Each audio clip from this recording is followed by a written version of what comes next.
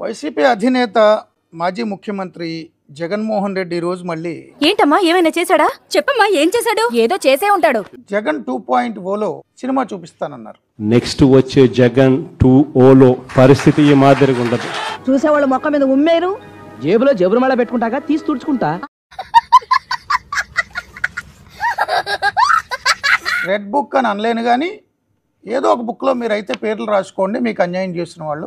మాటల్లోనేనండి అసలు ఆయన పైన అయిపోయింది. మాటలు చెప్పపోతే నా పబ్బం కాడవదు. ఆడు ఎవడేం చేస్తా ఉన్నాడో పేరు రాసుకోండి. చదువుకోలే నేను వేలుముద్ర గాని రెడ్ బుక్ అని నేను చెప్పను కానీ పేరైతే రాసుకోండి. మీరు ఏ బుక్ లో రాసుకున్నా పర్వాలా. అది మడిచి ఎక్కడ పెట్టుకోవాలో నాకు బాగా తెలుసు, నాకు అలవాటే.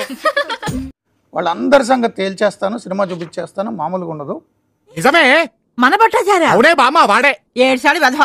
ఆ వెధవ పొట్టేసుకొని వాడి మొహాన్ని వాళ్ళు రిటైర్ అయిపోయినా అధికారులు తీసుకొచ్చేస్తారు. ఆ మనిషి రిటైర్డ్ అయి ఉన్నా కూడా లాక్కొని వస్తా. జగన్మోహన్ రెడ్డి గారు చెత్తనా కొడుకు, జగన్మోహన్ రెడ్డి గారు చెత్తనా కొడుకు. ఫారిన్ వెళ్ళిపోయినా కానీ విదేశాలు వెళ్ళిపోయినా కానీ లాక్కొచ్చేస్తాను. ఆ మనిషి దేశం విడిచిపెట్టిపోయినా లాక్కొని వస్తా. మొదటి దానికి మొగుడు లేడు, కడదానికి కళ్యాణం అని నిన్ను నువ్వు కాపాడుకోలేవు. ఎవరిని వదిలిపెట్టేది ఉండదు. ఒక్కొక్కడికి మాత్రం సినిమా మాత్రం ఎలా చూపించానో అలా చూపిస్తాం. ఎవరినైనా కట్టబడి పైకి రమ్మని చెప్పాలి గాని గ్యాసారం గోచారం అని ఎదవ కవులు చెబుతావా? నీలాంటి ఎదవవాదనలు నమ్మే ఇండియాలో సగం మంది షాకులు లాంటి కుర్రోళ్ళు సంక్రాంతికి పోతారు. అరుణంగా రెడ్ బుక్ రాజ్యాంగం నడుస్తుంది ఆంధ్రప్రదేశ్. మీరు రాయమన్నారు కదా బుక్, మీరు కూడా అదే అంటున్నారు కదా.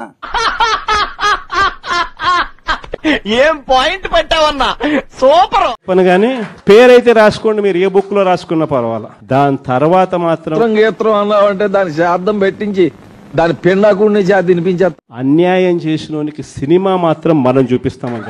రేపొద్దున మళ్ళీ మా అధికారం వస్తుంది, వచ్చినప్పుడు బట్టలు కూడా తీసి నిలబెడతామని చెప్పి కూడా ఈ సందర్భంగా తెలియజేస్తా ఉన్నాం. సార్ మీరు 2019-24 మధ్యలో ఎందుకు సార్ పాతగాయని మళ్ళీ రేపుతారు? బహుశా కార్యకర్తలకు అనుకున్న మేరకు బహుశా నేను చేయలేకపోయి ఉండొచ్చు. ఎవడు అడిగాడు నిన్ను? ఎవడు అడిగాడ్రా? రేపు పొద్దున జరిగే ప్రతి విషయంలోనూ వైఎస్ఆర్సీపీకి కార్యకర్తే నెంబర్ 1 గా ఉంటాడని మాత్రం ఖచ్చితంగా వీళ్ళు ఏదైతే నాటుతున్నారో, ఏదైతే ఇత్తుతున్నారో, ఏంటి బాబన్నా ఇంకోసారి ఏదైతే ఇత్తుతున్నారో ఇది రెండింతలు వీళ్ళకు పండే కార్యక్రమం. నీలో బేసిక్ సెన్స్ ఉంటుందనుకున్న ప్రతిసారి నువ్వు నన్ను డిసప్పాయింట్ చేస్తూనే ఉన్నావు. ఒక్కొక్కని కథ వింటా ఉంటే నిజంగా మనసుకు బాధ కలుగుతుంది. బాధ ఎలాంటి బాధ అంటే చెప్పలేము. పడతావేంటి నువ్వు? కొడుతున్నారమ్మా. నిన్ను కొడుతున్నాడా? రీజన్ లేకుండా కొడుతున్నారమ్మా. అయిపోయినా నీ చాడీలు? నిజమే కదా సార్. అసలు మంగళగిరిలో ఒక పాపను, కృష్ణవేణి మంగళగిరి పాప, సోషల్ మీడియా పాప తీసుకొని పోయి ఆడపాప అని కూడా, ఆడ కూతురు అని కూడా చూడుకోకుండా ఏదన్నా ఒకటేరా తీసుకొని పోయి హైదరాబాద్ నుంచి ఎత్తుకొని వచ్చి స్టేషన్లలో పెడతా ఉన్నారు. ఎంత ఘోరం జరిగిపోయిందిరా. గత 5 ఏళ్లలో మీ పరిపాలనలో మీరు చెప్పినట్టల్లా నడుచుకున్న ఇంటెలిజెన్స్ చీఫ్ పిఎస్ఆర్ ఆంజనేయులు గారు అరెస్ట్ అయ్యి ఈరోజు జైల్లో ఉన్నారు. వద్దురా అన్నాను, విన్నావా? మీ secretary IAS retired Dhanunjaya Reddy జైల్లో ఉన్నారు. మీ ఓఎస్డి కృష్ణమోహన్ రెడ్డి జైల్లో ఉన్నారు. మీ సిఐడి చీఫ్ నిజంగానే ఎంతో మందికి సినిమాలు చూపించారు. హల్వా కప్పాల్సింది పోయి, పొగడాల్సింది పోయి, ఏంది మాట? లోపలేం లేదు డొల్లా.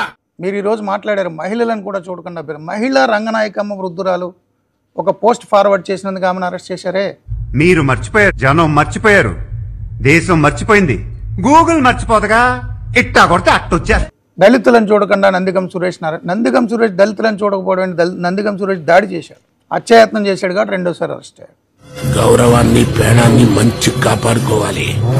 ఒక్క పాలిపోయినాయి అనుకో మళ్ళీ తిరిగి రావు. మీ గవర్నమెంట్లో 10 మంది ఐపీఎస్లు ఐఏఎస్లు కేసుల్లో ఇరుక్కున్నారు, అరెస్ట్ అయ్యారు, బెయిల్ మీద ఉన్నారు, జైలుకి వెళ్ళారు. పెద్ద నేనైతే చేయగలిగింది ఏమీ లేదు. చెప్తానా నీ వల్ల కదా నా జీవితం సంకనాకిపోయింది. ఎంతమంది జైల్లో ఉన్నారు మీరు? అప్పుడే సినిమా చూపించినందుకు, చెప్పినట్టు అలా విన్నందుకు అయిపోయింది, అంత అయిపోయింది. ఇప్పుడు ఏం చేయాలి? చూద్దాంలే. చూడటం కాదండి, మీరు చెయ్యాలంతే. సరే మీరు ట్రై చేస్తారన్నారంటే అది ఓకే అయిపోయిన